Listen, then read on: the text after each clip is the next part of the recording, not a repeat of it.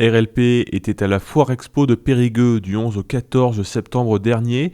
Nous vous proposons ici l'une des rediffusions d'interviews des émissions qui ont été réalisées sur place.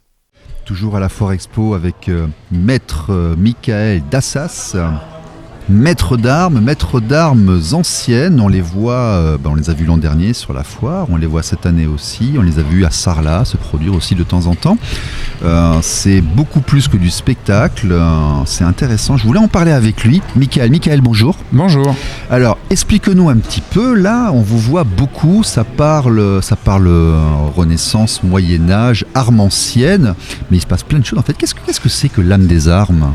L'âme des armes, en fait, c'est une académie d'art et de spectacle qui, au travers de l'escrime, mais également de la danse, de la cascade, de la comédie, des clowns, vont donner des spectacles, faire briller les yeux de petits et des grands avec différents univers. On va faire donc, comme vous l'avez dit, du Moyen-Âge. Là, on est en costume. C'est très visuel, il faut le dire, et c'est très beau. C'est très très visuel, il y a un travail qui a été fait au niveau des costumes, il faut le souligner aussi.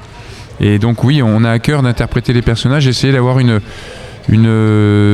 authenticité ou de se rapprocher de quelque chose par rapport à l'histoire et de véhiculer au travers du costume et de notre pratique, notre histoire et nos traditions, d'où l'on vient et notre patrimoine. Et puis on va aussi avoir un côté sur l'activité Renaissance, pirate, grand siècle, où au travers de la rapière, de la dague, l'univers des mousquetaires, en fait, on va faire vivre ou revivre des moments de la littérature notamment. Et puis, on a aussi du sabre laser. Donc là, on est complètement dans autre chose, mais l'univers de George Lucas et tout ce qui fait vibrer toute une génération, plusieurs générations maintenant, autour du sabre laser de chorégraphie et du sabre laser de combat. Les enfants, les ados et les adultes, avec même des différences sur la capacité physique. On a des personnes qui sont plutôt âgées, qui vont commencer tard, je dirais, puisque là j'ai quelque chose de subjectif, mais qui vont commencer plus tard, d'autres qui vont commencer très tôt. Et donc on va commencer à partir de 5 ans. Et il y a une personne de 64 ans qui a commencé l'année dernière et qui s'éclate. On fait aussi également du feu et du jonglage de feu. Donc il y a plein de choses à l'académie pour se développer en termes corporels, mais aussi en termes de théâtre et puis en termes de personnel, c'est-à-dire qu'il y a des gens qui vont faire du sport et puis d'autres qui vont préférer porter le costume et raconter des histoires. Voilà, alors ça effectivement il faut le dire, c'est partie des deux choses qui m'ont saisi lorsque j'ai commencé à les voir et regarder un peu ce que vous faites tous là. La première, c'est que tu es quand même super disponible, ça peut être aussi très familial et tu vas te mettre à la disposition d'enfants, de personnes pour leur montrer. Donc il y a aussi ce côté, il y a un côté théâtral, il y a un côté manipulation et autres. Et la deuxième chose qui m'a saisi, c'est que ce n'est pas que du théâtre ou de l'amusement, mais c'est vraiment jusqu'à l'art martial. D'ailleurs, tu connaissais mon ancien maître d'escrime. Oui. Maître Lambert, du CAM de Bordeaux à Codéran, qu'on salue, qui a traité plusieurs générations, on va dire. Exactement, oui. Et à chaque fois qu'on parle de lui partout, il est très connu. Et en fait, avec toi, on va aussi apprendre la maîtrise d'armes du passé. Tu m'as fait faire du sabre. Tout à fait. Tu m'as expliqué les postures du sabre, qui étaient très très différentes de mes expériences de fleuret et d'épée. Alors c'est pas du tout la même énergie, la même façon de faire. Et dans cet apprentissage, cette expertise des armes anciennes, toi après, tu vas aller jusqu'au niveau professionnel et jusqu'à la figuration de films et d'événements professionnel d'ailleurs justement. C'est ça, donc j'ai eu la chance de faire le casting du dernier film de Luc Besson et donc il y a eu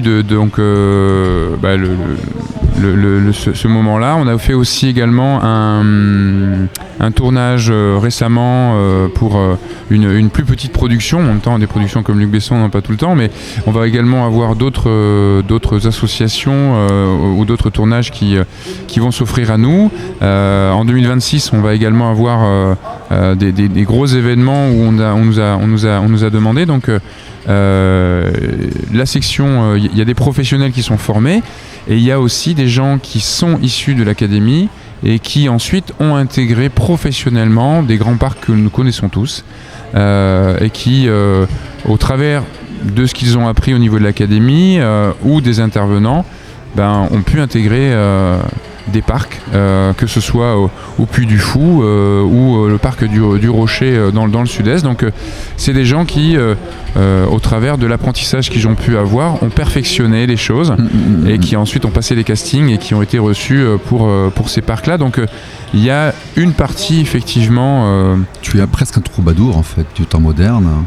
Oui, si vous voulez, on peut dire ça, avec l'objectif de transmettre quelque chose qui parte des livres d'armes, on appelle ça des traités en escrime, et ensuite qui ont l'objectif d'être compris par un public en étant romancés. Donc nous n'avons pas la prétention de faire de l'escrime comme au Moyen-Âge, parce que personne ne peut avoir cette prétention-là, à mon sens, mais on va essayer de se rapprocher au travers d'études assez précises des traités qui nous sont parvenus, et en les romançant, de pouvoir raconter des histoires pour faire vivre des légendes ou des traditions d'antan.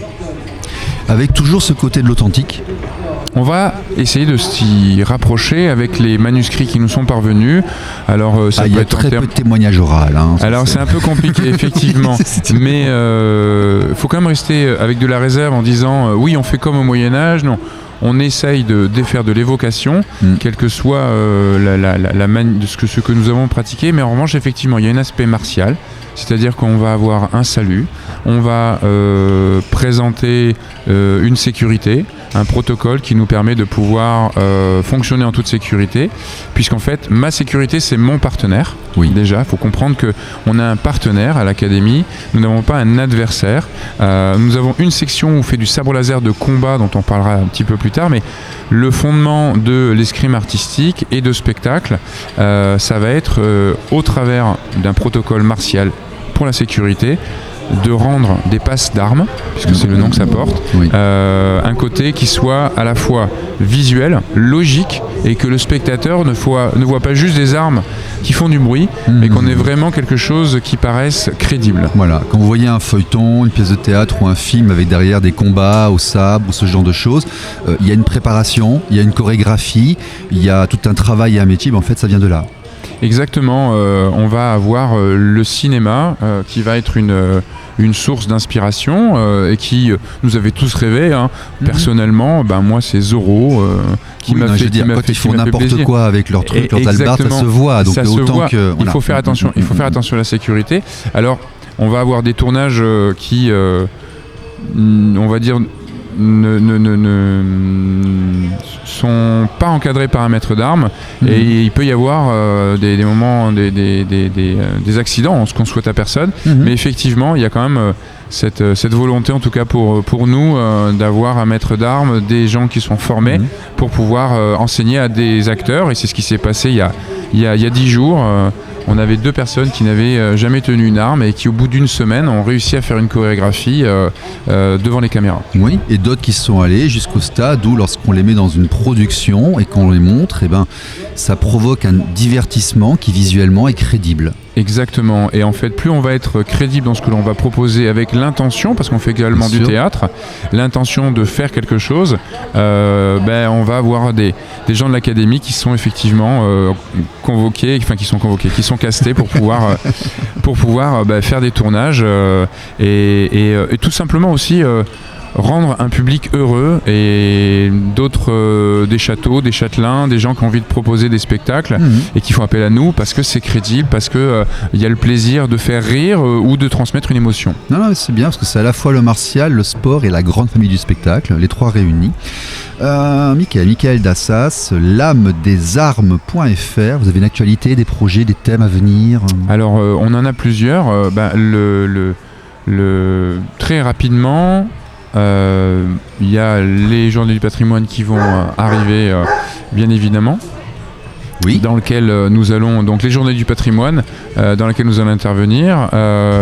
On a donc différentes associations et le Fête du sport à Château-l'Évêque. Et on a notre grand projet de l'année, c'est qu'en fait on va monter un son et lumière pour l'été 2026. D'accord. Sur plusieurs dates. Ça se passera sur Vert. Et l'objectif, c'est que on puisse, à l'intérieur de ce son et lumière, avoir des combats de vikings, des combats de chevaliers, des combats au sabre laser, des combats de mousquetaires, dans une histoire incroyable. Il va y avoir aussi des jonglages de feu, il va y avoir de la danse, et en fait on va faire voyager au travers d'une histoire de deux enfants, enfin bon, il ne faut pas trop en dire, mais on va vraiment avoir cette notion de rechercher les âmes, rechercher au travers d'une quête un peu mystique, plein d'univers différents qui ont un point commun. Et il faut venir voir le spectacle pour cela, mais également on va faire un casting, et on va faire appel à ceux qui désireraient participer à ce beau projet, apprendre au travers de ce projet peut-être de la danse, ou peut-être de l'escrime, ou de la cascade. Ça peut être aussi tout simplement vouloir porter un beau costume et se faire plaisir pendant 1 heure, 2 heures sur scène en préparant cela. Donc on va monter les décors, on va vraiment, c'est une vraie aventure que l'on va mener ensemble. Et faire une passe d'armes au sabre de Tolède. Bon, oui, en s'insérant dans l'environnement historique du Périgord, c'est parfait, le terreau est fertile. Voilà, donc on vous trouve sur lamedesarmes.fr, LAMEDES, il y en a plusieurs, armes, S, il y en a plusieurs, .fr. Si on veut vous joindre sur le site web, il y aura votre email qui est contact@lame des arbres, des armes, non de zeus. Ça rejoint un peu, mais c'est autre chose. Oui. Lame des armes. C'est Michael Dassas. Merci beaucoup. Et, merci à bientôt. À bientôt. Merci. On va pas tout refaire. Non, je laisse un blanc.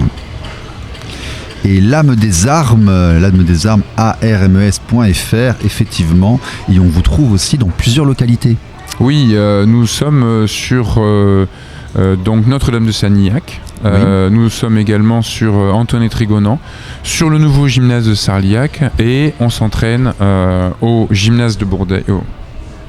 Parfait. Et on s'entraîne tous les vendredis au château de Bourdeil, dans le château fort. Et donc nous sommes les seuls à proposer pour les enfants de s'entraîner dans un château fort en France. Oui, il est beau en plus. Et il est magnifique, c'est ça. Et donc chez les adultes, il n'y a que 2 endroits en France où on s'entraîne dans un château comme ça. Donc on a vraiment le privilège de pouvoir, avec l'organisme de la Sémitour et le partenariat que nous avons, nous entraîner tous les vendredis dans un château incroyable. RLP Radio libre en Périgord.